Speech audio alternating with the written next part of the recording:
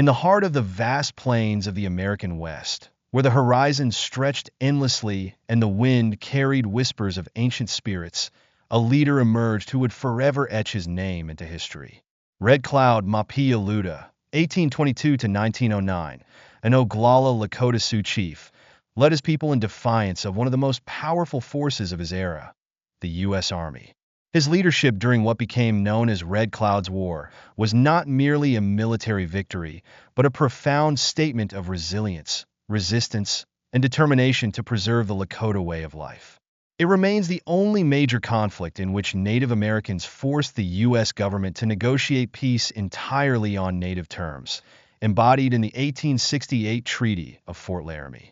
The mid-19th century was a period marked by broken promises and betrayals for the Native American tribes of the Great Plains. The 1851 Treaty of Fort Laramie had promised the Sioux, Cheyenne, and Arapaho that their territories would remain theirs, protected from settlers' encroachment and military aggression.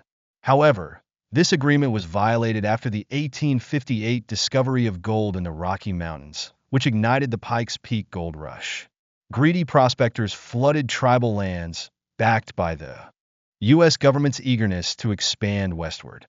In 1861, under the contentious Treaty of Fort Wise, a small group of tribal representatives, many coerced or unrepresentative of their people, ceded vast amounts of territory. This created deep divisions among the tribes and laid the groundwork for conflict. Tensions reached a horrifying peak on November 29, 1864, with the Sand Creek Massacre. Colonel John Chivington led a force of Colorado militia in an unprovoked attack on a peaceful Cheyenne and Arapaho village, killing hundreds, including women and children. This atrocity further united the Plains tribes in their resistance against U.S. expansion, culminating in conflicts such as Red Cloud's War. The blood of innocents darkened the snow, and the survivors' cries echoed across the plains. The Sand Creek Massacre became a rallying cry for Native resistance. It was in this crucible of betrayal and bloodshed that Red Cloud rose, not only as a leader, but as a powerful symbol of defiance. In 1863, the discovery of gold in Montana brought a surge of settlers through native lands via the Bozeman Trail, a direct route cutting through the Powder River Basin, territory sacred to the Sioux. The U.S. Army, tasked with protecting settlers, began constructing forts along the trail, including Fort Phil Kearny. Initially, Red Cloud had tolerated settlers' passage with caution. However, the construction of permanent outposts revealed the true intentions of the U.S. government to control and colonize the region. In the summer of 1866, under the shadow of Fort Laramie, Red Cloud and other Sioux leaders met with U.S. officials to discuss peace. But when Colonel Henry B. Carrington arrived with orders to build additional forts, Red Cloud, his eyes cold and unyielding, stood and declared war. This was no longer a negotiation. It was a resolute declaration of resistance. Red Cloud's War was characterized by a series of strategic guerrilla campaigns that demonstrated the Native American mastery of their terrain and unconventional warfare. The soldiers within the timber walls of Fort Phil Kearny lived in a state of constant unease, feeling the looming presence of Red Cloud's warriors like a storm waiting to break. Day after day, small raiding parties appeared, their war cries slicing through the cold air. Colonel Carrington, cautious and inexperienced in combat, maintained a defensive posture, but frustration grew among his officers.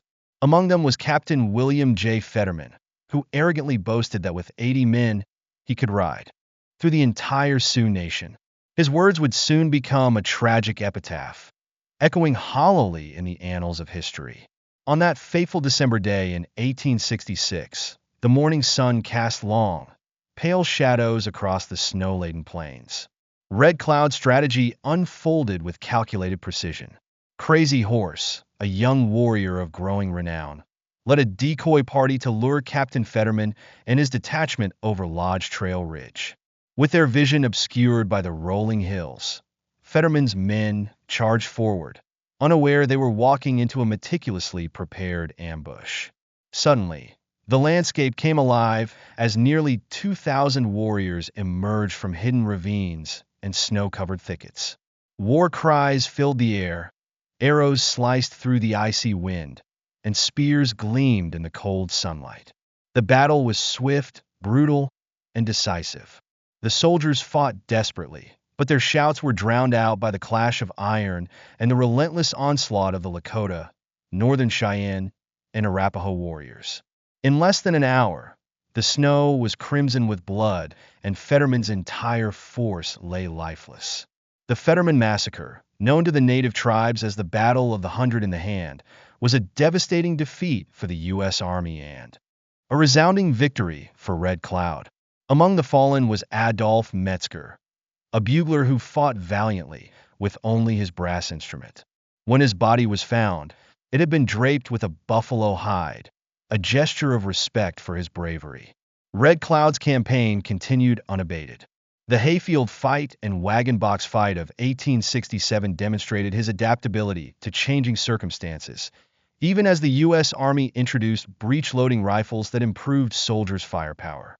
Despite these advancements, Red Cloud maintained relentless pressure on all fronts, showcasing his tactical genius.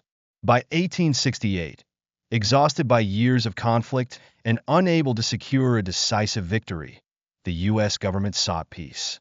The Treaty of Fort Laramie was signed, guaranteeing the Powder River region, including the Black Hills, to the Sioux. The Bozeman Trail was closed, and the forts were abandoned, set aflame by Red Cloud's triumphant warriors.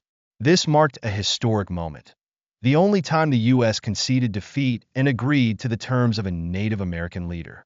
Red Cloud's brilliance lay not only in his military strategy, but also in his ability to unite disparate tribes and wield them as a cohesive force. His swift, unexpected strikes and psychological warfare kept the U.S. Army in a state of constant vigilance.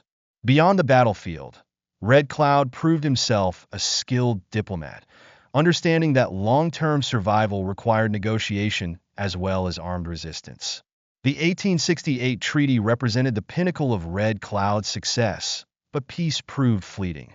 In 1874, George Armstrong Custer's discovery of gold in the Black Hills reignited U.S. interest in the region, leading to the Great Sioux War.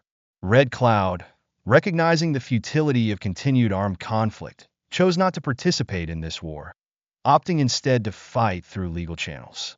He traveled to Washington, D.C., where he passionately advocated for his people's rights. Despite his efforts, the U.S. government repeatedly violated its promises, and the sacred Black Hills were taken. Red Cloud spent his later years witnessing the erosion of the very freedoms he had fought to secure. Still, he continued to speak out against injustice until his death in 1909. Red Cloud's legacy is that of a leader who defied overwhelming odds, a warrior whose victories reverberated through history, and a diplomat who understood the importance of endurance. Red Cloud's War was more than a military campaign. It was a declaration of indigenous sovereignty and a testament to the resilience of the Plains tribes. The warriors who fought under Red Cloud's banner proved that the spirit of the Plains tribes could not be easily extinguished. This conflict not only protected their sacred lands for a time, but also laid the groundwork for future acts of resistance.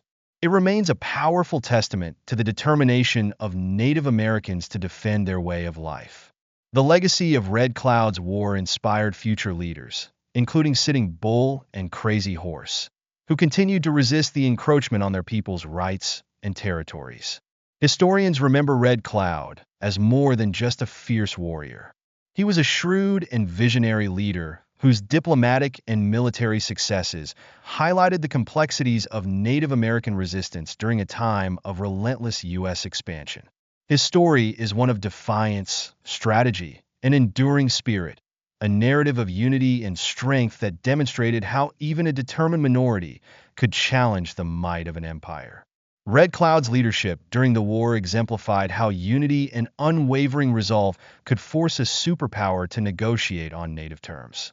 His achievements stand as a poignant reminder of the cost of war, the strength of leadership, and the enduring fight for justice and sovereignty, a fight whose echoes still resonate through history.